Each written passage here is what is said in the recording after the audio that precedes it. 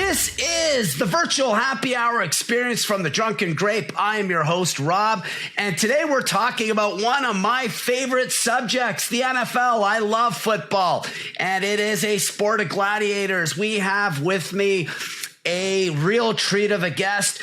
He is a coach presently. He owns or is part owner of Lit Performance LLC. We'll get into that. Alumni mater of Fordham University out of the Bronx, a former Division I athlete who made the pros in the NFL. Lloyd Morrison, how the hell are you, buddy? Welcome to the show. I'm wonderful. Thank you, Rob. How you doing, brother? I'm great, thanks. Listen, and Happy New Year. We are in season 2, episode 2, ladies and gentlemen. Keep in mind, if you're watching this, make sure to share and like this content. Make sure to subscribe to the Drunken Grape YouTube channel. Make sure to tie into the Virtual Happy Hour Experience playlist, because each and every week we're going to have brilliant guests like Lloyd here on set. And Lloyd, you know, you are from the city of brotherly love, good old Philadelphia. I actually sailed out of Philadelphia to go to Bermuda on the old Norwegian Crown. That was back, I think, in 2005, 2006. I'm not sure if NCL still has cruise ships going out of there in the summer, but they built a beautiful port there. So having said that, how did you get into your current path? Tell us about your football journey, because I'm a huge believer in sports. I was an athlete myself. I played rugby, volleyball, did track. I was a judo competitor. And these things are hard. You know, I was in team sports, individual sports. I really believe that sports mold far better people, because to get to the level that you got to, you had to showcase some serious discipline and work ethic. And I believe this is definitely carried over into your present life today. So what got you started in football? How young were you when you got into the game that eventually you emerged as an offensive lineman in? Yeah, great question. So how I got started in the game, Rob, was back in middle school. We used to play this game called Kill the Man with the Football. And yeah, so basically just how Kill the Man with the Football is, you pretty much just grab a ball. It's a bunch of boys, a few girls, but mainly boys in middle school, 5th, 6th, 7th, 8th. And during recess, and you just have an open field, and you have to run from one end down to another without being tackled by everybody. And back then, I was always a very big, thick young man, and just grabbing the ball, I would just run. And people would try to tackle me, and I wouldn't go down, and I'm carrying people and, you know, going as far as I can. And then if you throw it to someone, that's your team, and they got to try to get it to the other end. So I'll practice getting tackled and catching the ball. From that point, you know, I've always done karate and basketball and baseball, but I had a knack for the football. My parents didn't want me to play. I said, you know what? I don't really care. I'm going to sign up. Came home one day and said, you know what? Mom, Dad, I signed up for football. They're like, what? I'm like, yeah, I'm signing up. My grandfather, who, God rest his soul, was my biggest advocacy. He always said, yeah, man, you know, my grandfather from New York, the New York Giants could always use you. The New York Giants could always use you. Never really made it to the Giants, but nevertheless, he was my biggest advocate. And then growing from there, you know, I got the nickname Oh My Lloyd when I had my very first play. I mean, I came down, split 2 kids, never played football before. Wow. My very first game when I was about 13 years old, smacked the kid, drove him to the ground. One of my coaches said, Oh My Lloyd. And from that point, that was kind of like one of my nicknames as when I was a kid. It was the moniker that it stuck with you. Yeah, it stuck with me. So, Oh My Lloyd, Big L, just things that deal with like Hulk, beast mode, you know, massiveness. But always knew there was more to the game. Always knew there was more to me. Never really wanted to stay complacent or stagnant. Always felt, hey, I can be so much more. From there, got awarded a chance to go to Bergen Catholic University, got to take an entrance exam, and was able to get into Bergen Catholic high school, not university, Bergen Catholic High School. And that's the number 3 team in the nation, number 1 school in New Jersey. Brian Cushing, Jim Dre, you know, a lot of great athletes and you know, people just went to Bergen Catholic. From there, like you said, got awarded scholarships to Fordham University, Division I in the Bronx. Was able to start my freshman year in college. Wow. Blocked for 5th round draft pick John Skelton of the Arizona Cardinals.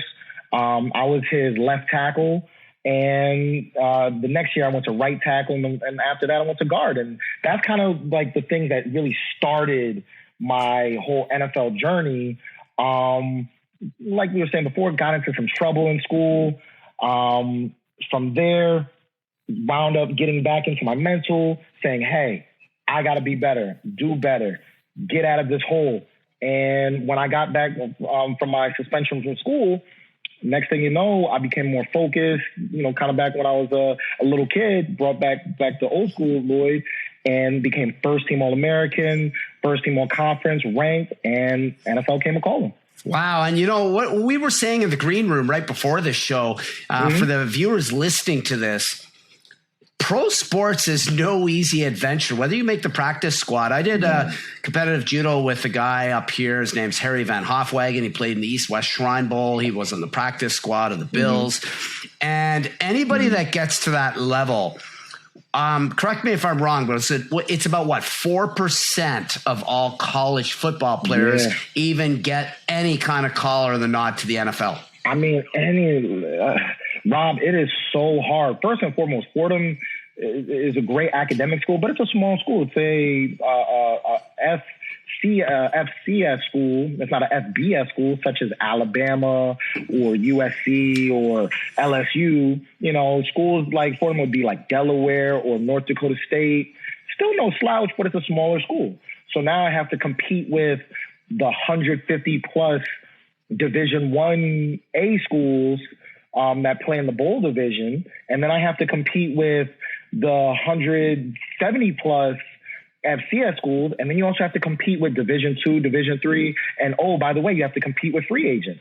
So it's a long journey just to even get a call or looked at by the NFL. Yeah, which makes it think anybody that becomes like an all-pro, for instance, or has at least an 8 or 10 year career at a high level, it's insane because I've read the average lifespan, for instance, for a running back that makes the NFL starts is 2.3 or 2.6 years on average? I want to say it's about 2.3 years. I believe the average lifespan of an NFL player is typically 3, if not 4 years. And I believe you start getting pension after your 3rd or 4th year. So it's really a small span. People make a joke saying the NFL stands for not for long. And it's a sport of gladiators. I mean, you look at somebody your size, you're probably 300 pounds, 6'4", 6'5", and that's now the norm. And the small players on the field are still these incredibly strong and quick men. They're like cheetahs or panthers. They're still 200 some odd pounds of muscle running down the field at you. Oh yeah. And it's violent. I mean, it is a sport that has heaps of injuries. It is. Sadly, CTE comes out of it in some cases. It's how did you, obviously you talked to us a bit about your pro journey because you did dabble into that. You did make it for a short period of time. You were on, I believe, did you play for the Rams? No. So I was in camp with the Tampa Bay Bucks and the New York Jets. I played in 2 collegiate all-star games that had coaches from the Rams, Hall of Famers from the Rams, Chiefs, Jets, Giants, Seahawks that coached me. Then I played in the FXFL that had players from all over, coaches from all over. And I also played arena football. So actually playing in a true NFL game, never got the chance to play in an NFL game, but just to still make it to camp, make it to, pro football such as Arena or FXFL, be on ESPN and still get ranked and recruited. It's a long journey. And it's a hard one too. Like you said, you'd ran into some trouble. You got back into school.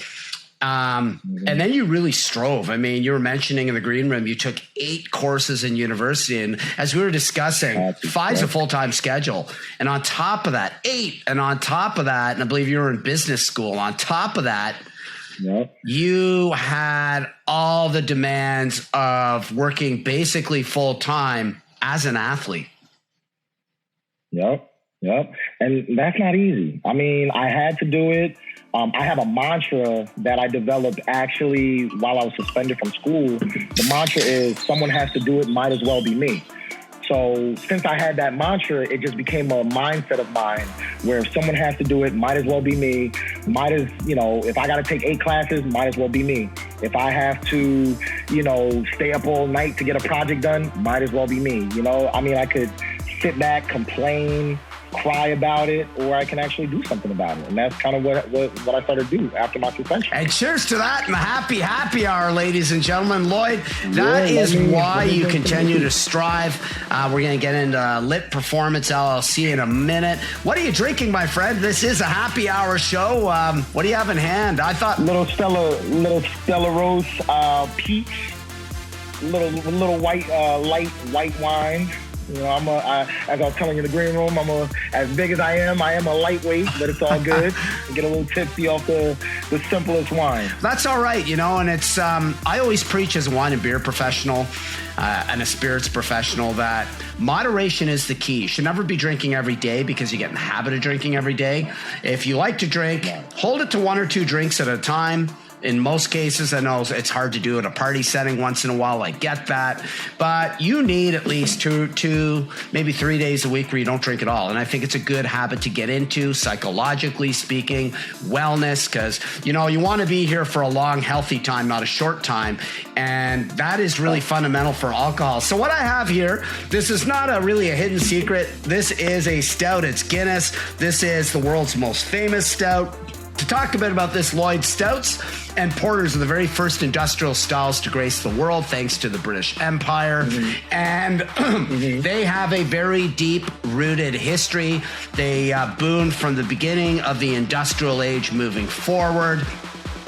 They really paralleled growth in England's dominance of the seas with the Navy and their merchant fleets. And from there, the whole style went global. And then it followed the pattern of, breweries got industrialized. And Guinness is, even though it's Irish, comes from St. James Gate. This is the world's most famous stout, without a doubt. And it's a light stout. Stouts can actually get very, very heavy and very boozy, up to 10% alcohol in Russian imperial stouts, and have some sweet notes to them. I find this is very light, very creamy. It's almost like very light milk chocolate notes. You can even see the head on it. Very soft, very easy to drink, nitrogenated, needs its own special tap in a restaurant or a bar, because it's a nitrogenated beer. Otherwise, most beer relies on the draft lines to be CO2 or beer gas, which is a hybrid of that. And Guinness has a great story because Sir Arthur Guinness really took this style from 1759 onward to a global entity. And, today it's 90% of the stouts around the world in volume are Guinness. And he signed what I love to say is the world's most dominant, or it's the best real estate deal ever signed. He signed a 9,000-year lease at £45 a year, which I believe would be about $62 a year at the time.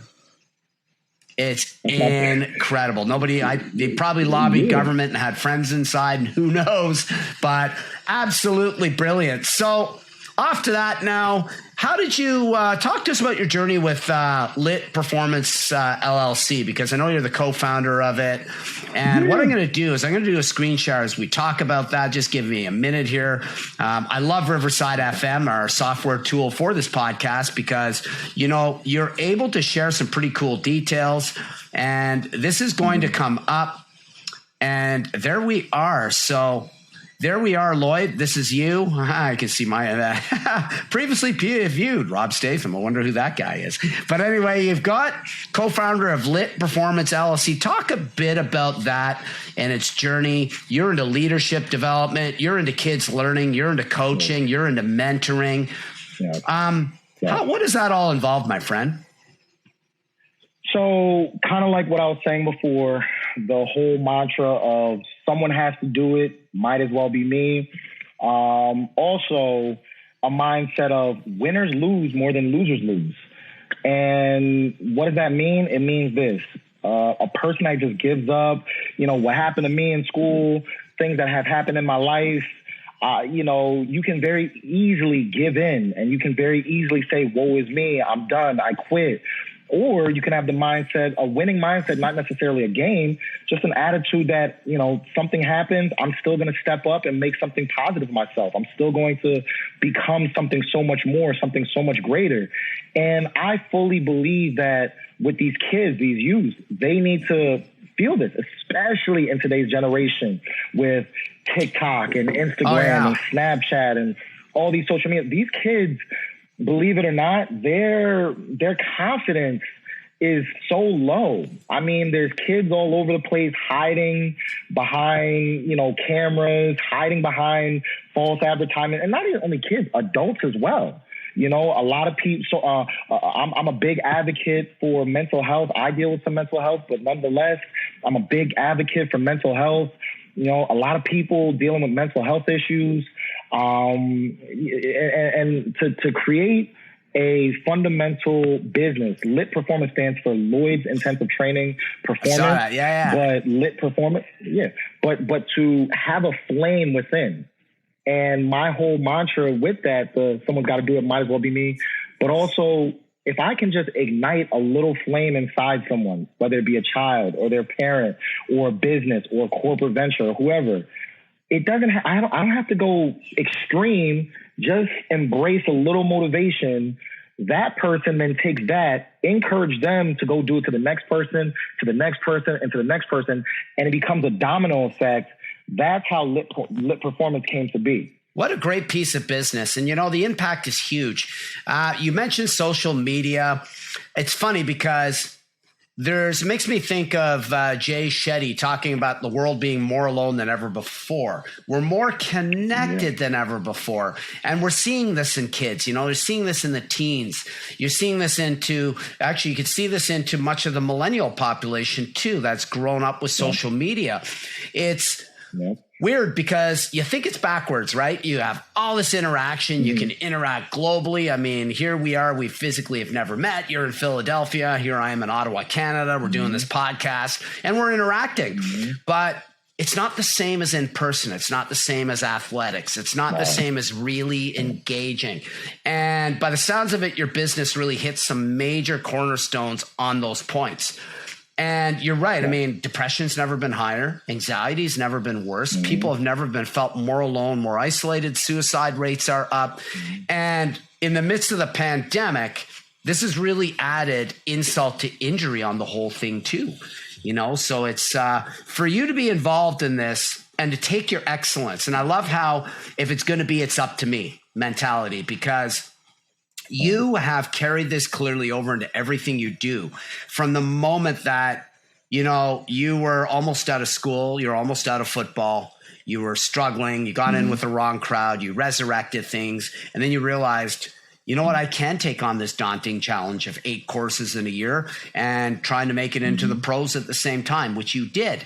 And to take that knowledge and know-how and then accelerate it forward and to share it with the world really makes you a special individual, Lloyd. You're a blessing to have on this planet, man. Like, seriously, this is... Thank you. I appreciate you, This man. is so needed. Appreciate you, man. So needed right now. And, cheers to that and thank you. Ladies and gentlemen, I've got his profile up here on LinkedIn. Make sure to connect with Lloyd. Make sure to reach out with him. I believe major corporations need people like you to get in there and clean up a lot of their organizational behavior, because your understanding of teamwork and the human spirit is so deep. And it's so fundamental to the success of any organization. And this goes way beyond sports teams. This goes into the household. This goes into the community. This goes into mentality. This is a mentality and mindset. Absolutely. Mindset. Absolute mindset. And you couldn't have said it best, Rob. I mean, that is what I'm doing right now. I'm growing my programs. I'm slowly and just now getting into the speaking industry. I mean, I've been speaking to kids, after my trainings, and it's sports performance, right? So after training them, I'll always tell them a story, or I'll tell them a psalm, or I'll tell them a motivational quote. But now to actually get into speaking to corporations or to speaking to schools or to speaking to kids, I believe that is a greater and bigger call to action, just for the mere fact that, like I said, someone's got to do it. And, there's a lot of people out there, but I really feel like the more we can communicate, the more people can tell their stories, get others to believe in themselves, reach one, each one, teach one, so to speak. It's about helping people. And the more we can do that, the more people can strive to be great. You remind me of a good friend on the LinkedIn platform, Chip Baker of the Success Chronicles. You guys would have an awful lot to talk about. I believe he actually does coach football in Texas somewhere, but he's an author of a book. And, it's rare to find good coaches too, because, on social media, there's a plethora of them. You turn on your YouTube channel and there's somebody just talking coaching nonsense, but they're not really coaches. They're vendors. And ladies and gentlemen, there's a huge difference between a coach and a vendor. A coach spent time in an arena somewhere. A coach has really either built a business or been in pro sports or something that they really had to build on fundamentals of leadership, teamwork, cooperation, integrity. They had to work on mental and emotional wellness to get everybody there, as well as physical wellness. This is a coach. So you know what? You have been a delight, my friend. We're coming up to the wrap and the end of this show. But again, ladies and gentlemen, make sure to share this, like this content. Make sure to subscribe to the YouTube channel. More importantly, make sure to reach out to Lloyd. We're going to have your details into the description of this show itself, Lloyd. And listen, thank you very much. Ladies and gentlemen, whatever you decide to do, have a terrific day. This is Lloyd Morrison. You're welcome from Lit Performance LLC and Rob from the Drunken Crate.